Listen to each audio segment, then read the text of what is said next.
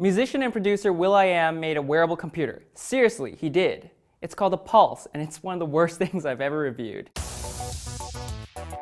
The Pulse is a big, ugly, plastic bangle-shaped wearable. The key difference between the Pulse and Android Wear smartwatches and the upcoming Apple Watch is that it doesn't need to connect to a phone, because it is a phone. Yep, you can make and receive calls from your wrist with it. The Pulse is one size only, and even on my skinny wrist, it hurt wearing it. I'm not exaggerating when I say it feels like a handcuff. There's an additional spacer module to widen it, but even that's not enough for bigger bone peeps.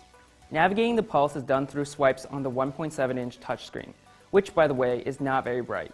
It's also prone to nasty reflections on its curved surface. A swipe in from the right brings up the home screen overlay with 3 jumping points: apps, notifications, and Anita, the smart voice-controlled personal assistant. Anita's like Siri. What day is Valentine's Day?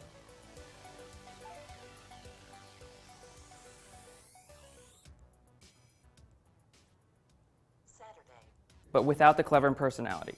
The Pulse has your basic phone features, like a phone dialer, contacts, messaging, email, calendar, music player, clock, and maps. And then there's Twitter, Facebook, and Instagram. These are arranged vertically, and you can scroll through them, but it's so irritating because it's so easy to open the wrong app. The worst part about the Pulse's software is its typing experience. It's a real nightmare. When you need to enter text, a tiny QWERTY keyboard appears on the already tiny screen. Nobody expects you to be able to actually peck at the tiny letters. You simply tap close enough and pray the letter you intended to press gets enlarged so you can select it. You're better off using dictation though. It's mostly accurate and you won't spend all day pecking at the screen. will.i.am, what were you thinking?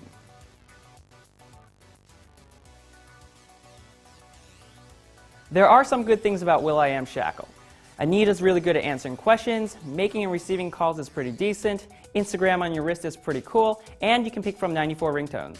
If anything, the Pulse is a lesson on how not to design a wearable. In no way is it worth $400.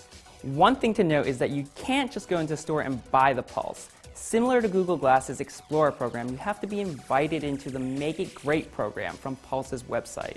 If you're selected, then you can throw your $400 at will.i.am's company and pay for AT&T service.